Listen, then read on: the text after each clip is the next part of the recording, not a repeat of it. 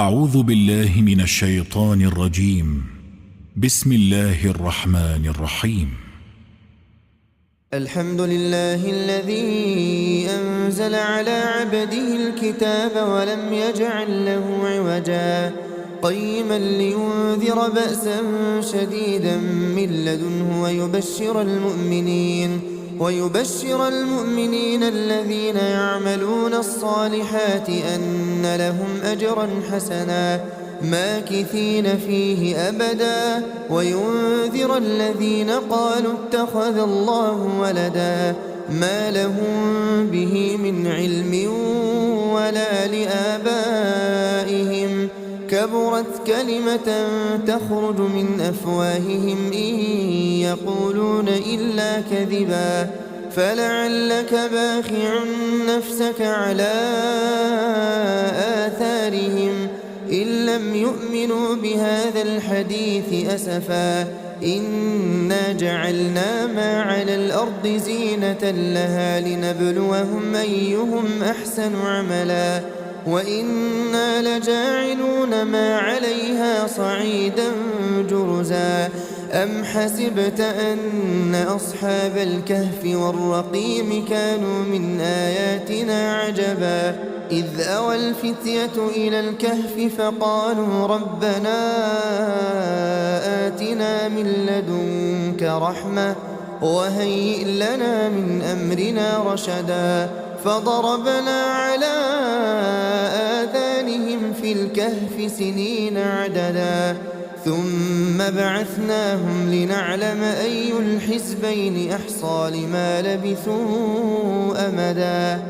نحن نقص عليك نبأهم بالحق إنهم فتية آمنوا بربهم وزدناهم هدى وربطنا على قلوبهم إذ قاموا فقالوا ربنا رب السماوات والأرض لن ندعو من دونه إلها لقد قلنا إذا شططا هؤلاء قومنا اتخذوا من دونه آلهة لولا يأتون عليهم بسلطان بين فمن أظلم ممن افترى على الله كذبا وإذ اعتزلتموهم وما يعبدون إلا الله فأووا إلى الكهف ينشر لكم ربكم من رحمته ويهيئ لكم من أمركم مرفقا وترى الشمس إذا طلعت تزاور عن كهفهم ذات اليمين وإذا غربت تقرضهم ذات الشمال وهم في فجوة منه ذلك من آيات الله من يهد الله فهو المهتد ومن يضلل فلن تجد له وليا مرشدا وتحسبهم أيقاظا وهم رقود ونقلبهم ذات اليمين وذات الشمال وكلبهم باسط ذراعيه بالوصيد لو اطلعت عليهم لوليت منهم فرارا ولملئت منهم رعبا وكذلك بعثناهم ليتساءلوا بينهم قال قائل منهم كم لبثتم قالوا لبثنا يوما أو بعض يوم قالوا ربكم أعلم بما لبثتم فابعثوا أحدكم بورقكم هذه إلى المدينة فلينظر أيها أزكى طعاما فليأتكم برزق منه وليتلطف ولا يشعرن بكم أحدا إنهم إن يظهروا عليكم يرجموكم أو يعيدوكم في ملتهم ولن تفلحوا إذا أبدا. وكذلك أعثرنا عليهم ليعلموا أن وعد الله حق وأن الساعة لا ريب فيها، إذ يتنازعون بينهم أمرهم فقالوا ابنوا عليهم بنيانا ربهم أعلم بهم. قال الذين غلبوا على أمرهم لنتخذن عليهم مسجدا. سيقولون ثلاثة رابعهم كلبهم ويقولون خمسة سادسهم كلبهم رجما بالغيب، ويقولون سبعة وثامنهم كلبهم قل ربي أعلم بعدتهم ما يعلمهم إلا قليل. فلا تمار فيهم إلا مراء ظاهرا ولا تستفت فيهم منهم أحدا. ولا تقولن لشيء إني فاعل ذلك غدا إلا أن يشاء الله. واذكر ربك إذا نسيت وقل عسى أن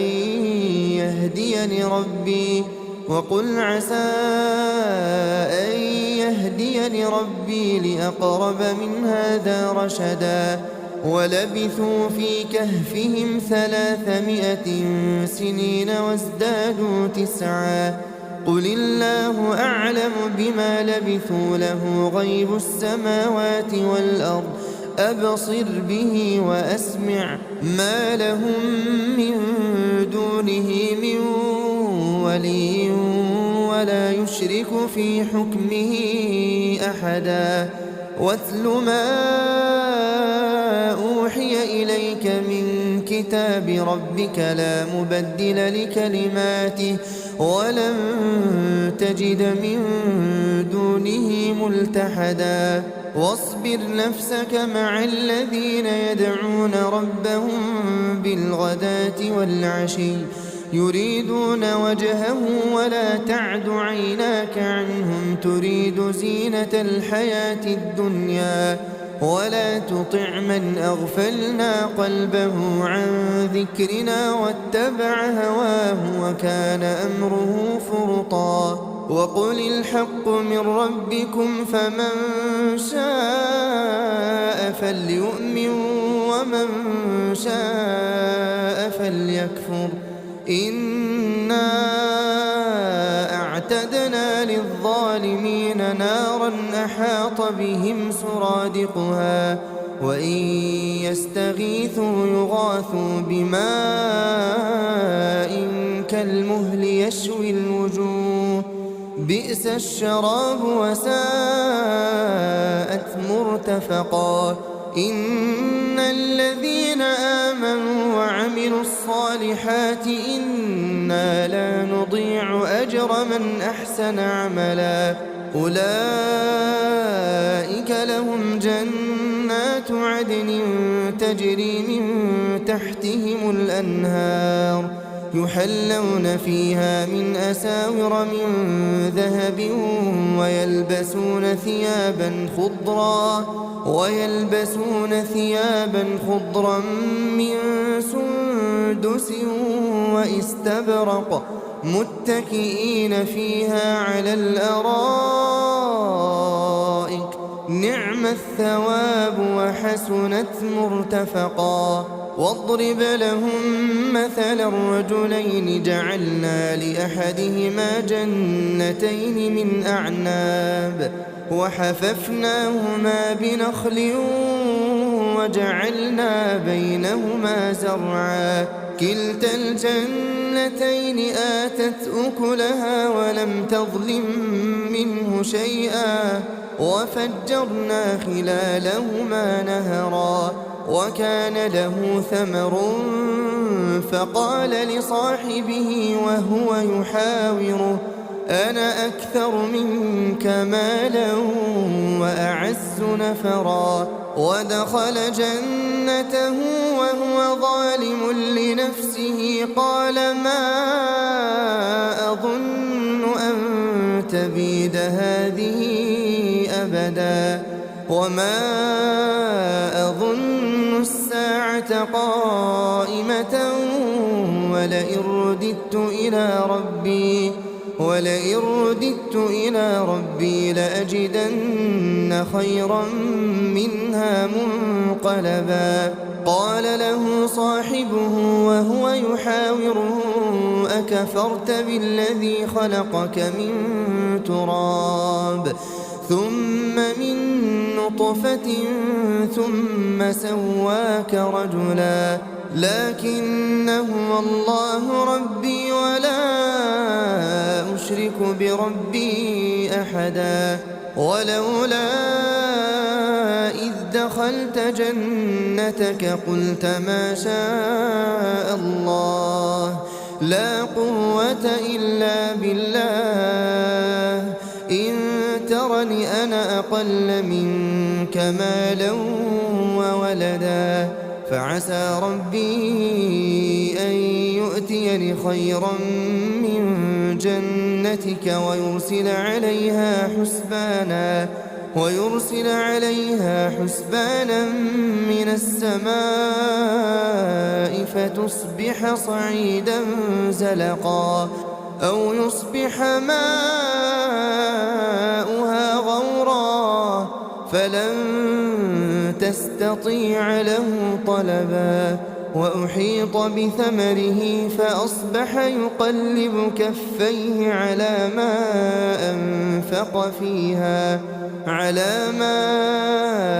أنفق فيها وهي خاوية على عروشها ويقول يا ليتني لم أشرك بربي أحدا ولم تكن له فئة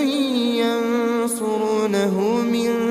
دون الله وما كان منتصرا هنالك الولاية لله الحق هو خير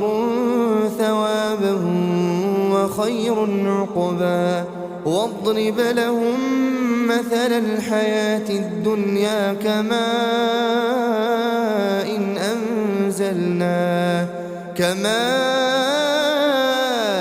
إن أنزلناه من السماء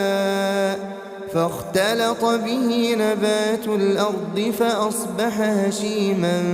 تذروه الرياح وكان الله على كل شيء مقتدرا المال والبنون زينة الحياة الدنيا والباقيات الصالحات خير عند ربك ثوابا وخير أملا ويوم نسير الجبال وترى الأرض بارزة وحشرناهم فلم نغادر منهم أحدا وعرضوا على ربك صفا لقد جئتمونا كما خلقناكم أول مرة بل زعمتم أن لن نجعل لكم موعدا ووضع الكتاب فترى المجرمين مشفقين مما فيه ويقولون يا ويلتنا ما لهذا الكتاب لا يغادر صغيرة ولا كبيرة إلا أحصاها ووجدوا ما عملوا حاضرا ولا يظلم ربك أحدا وإذ قلنا للملائكة اسجدوا لآدم فسجدوا إلا إبليس كان من الجن ففسق عن أمر ربه أفتتخذونه وذريته أولياء من دوني وهم لكم عدو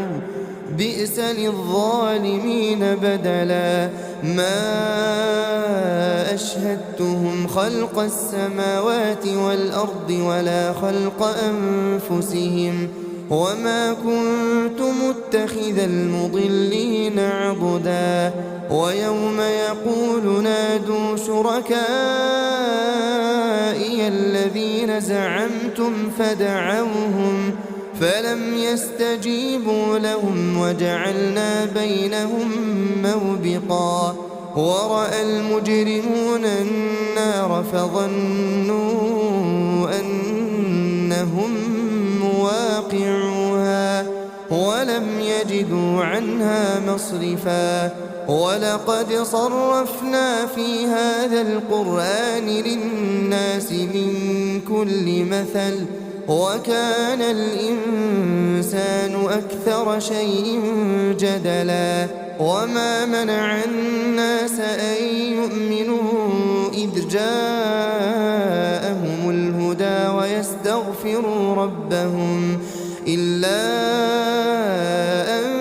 تأتيهم سنة الأولين أو يأتيهم العذاب قبلا وما نرسل المرسلين إلا مبشرين ومنذرين ويجادل الذين كفروا بالباطل ليدحضوا به الحق واتخذوا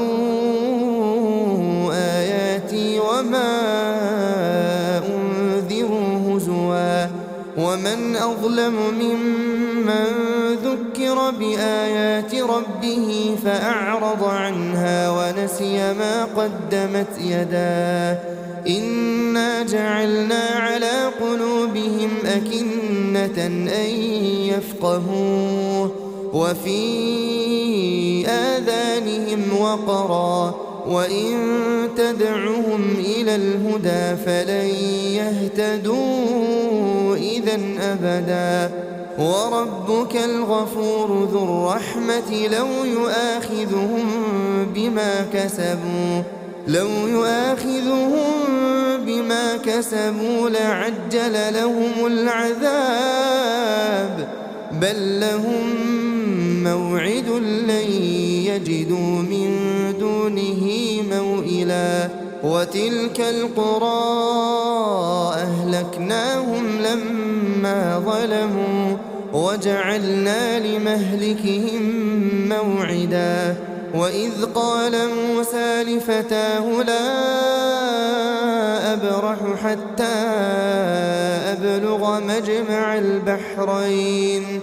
حتى أبلغ مجمع البحرين أو أمضي حقبا فلما بلغا مجمع بينهما نسيا حوتهما فاتخذ سبيله في البحر سربا فلما جاوزا قال لفتاه آتنا غداءنا لقد لقينا من سفرنا هذا نصبا قال أرأيت إذ أوينا إلى الصخرة فإني نسيت الحوت وما أنسانيه إلا الشيطان أن أذكره واتخذ سبيله في البحر عجبا قال ذلك ما كنا نبغي فارتدا على آثارهما قصصا فوجدا عبدا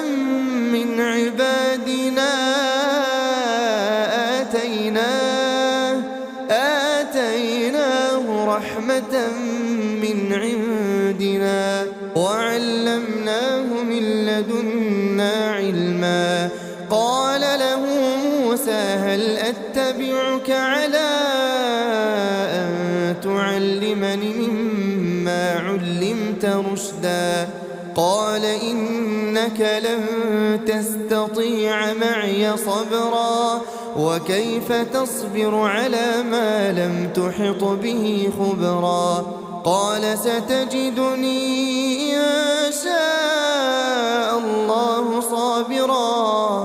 إن شاء الله صابرا ولا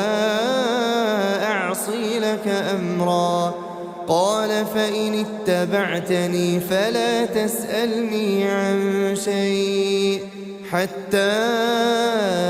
أحدث لك منه ذكرا فانطلقا حتى إذا ركبا في السفينة خرقها قال أخرقتها لتغرق أهلها لقد جئت شيئا إمرا قال ألم أقل إنك لن تستطيع معي صبرا قال لا تؤاخذني بما نسيت ولا ترهقني من أمري عسرا فانطلقا حتى إذا لقيا غلاما فقتله قال أقتلت نفسا زكية بغير نفس لقد جئت شيئا نكرا قال ألم أقل لك إنك لن تستطيع معي صبرا قال إن سألتك عن شيء بعدها فلا تصاحبني قد بلغت من لدني عذرا فانطلقا حتى إذا أتيا أهل قرية استطعما أهلها فأبوا أن يضيفوهما فوجدا فيها جدارا يريد أن ينقض فأقامه قال لو شئت لاتخذت عليه أجرا قال هذا فراق بيني وبينك سأنبئك بتأويل ما لم تستطع عليه صبرا أما السفينة فكانت لمساكين يعملون في البحر فأردت أن أعيبها وكان وراءهم ملك يأخذ كل سفينة غصبا وأما الغلام فكان أبواه مؤمنين فخشينا أن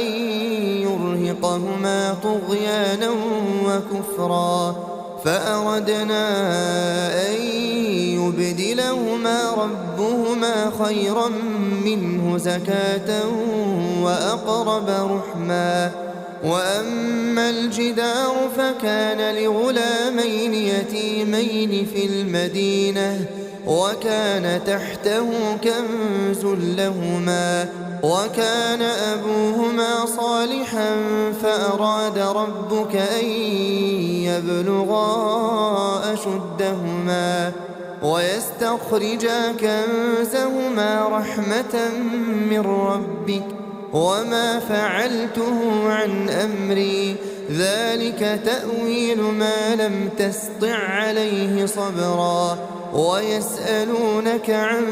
ذي القرنين قل سأتلو عليكم منه ذكرا إنا مكنا له في الأرض وآتيناه من كل شيء سببا فأتبع سببا حتى إذا بلغ مغرب الشمس وجدها تغرب في عين حمئة ووجد عندها قوما قلنا يا ذا القرنين إما أن تعذب وإما أن تتخذ فيهم حسنا قال أما من ظلم فسوف نعذبه ثم يرد إلى ربه فيعذبه عذابا نكرا وأما من آمن وعمل صالحا فله جزاء الحسنى وسنقول له من أمرنا يسرا ثم أتبع سببا حتى إذا بلغ مطلع الشمس وجدها تطلع على قوم لم نجعل لهم من دونها سترا كذلك وقد أحطنا بما لديه خبرا ثم أتبع سببا حتى إذا بلغ بين السدين وجد من دونهما قوما لا يكادون يفقهون قولا قالوا يا ذا القرنين إن يأجوج ومأجوج مفسدون في الأرض فهل نجعل لك خرجا على أن تجعل بيننا وبينهم سدا قال ما مكني فيه ربي خير فأعينوني بقوة أجعل بينكم وبينهم ردما آتوني زبر الحديد حتى إذا ساوى بين الصدفين قال انفخوا حتى إذا جعله نارا قال آتوني أفرغ عليه قطرا فما استطاعوا أن يظهروه وما استطاعوا له نقبا قال هذا رحمة من ربي فإذا جاء وعد ربي جعله دكاء وكان وعد ربي حقا وتركنا بعضهم يومئذ يموج في بعض ونفخ في الصور فجمعناهم جمعا وعرضنا جهنم يومئذ للكافرين عرضا الذين كانت أعينهم في غطاء عن ذكري وكانوا لا يستطيعون سمعا أفحسب الذين كفروا أن يتخذوا عبادي من دوني أولياء إنا أعتدنا جهنم للكافرين نزلا قل هل ننبئكم بالأخسرين أعمالا الذين ضل سعيهم في الحياة الدنيا وهم يحسبون أنهم يحسنون صنعا أولئك الذين كفروا بآيات ربهم ولقائه فحبطت أعمالهم فلا نقيم لهم يوم القيامة وزنا ذلك جزاؤهم جهنم بما كفروا واتخذوا آياتي ورسلي هزوا إن الذين آمنوا وعملوا الصالحات كانت لهم جنات الفردوس نزلا خالدين فيها لا يبغون عنها حولا قل لو كان البحر مدادا لكلمات ربي لنفد البحر قبل أن تنفد كلمات ربي ولو جئنا بمثله مددا قل إنما أنا بشر مثلكم يوحى إلي أنما إلهكم إله واحد فمن كان يرجو لقاء ربه فليعمل عملا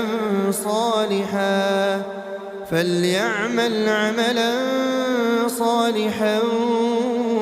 ولا يشرك بعبادة ربه أحدا.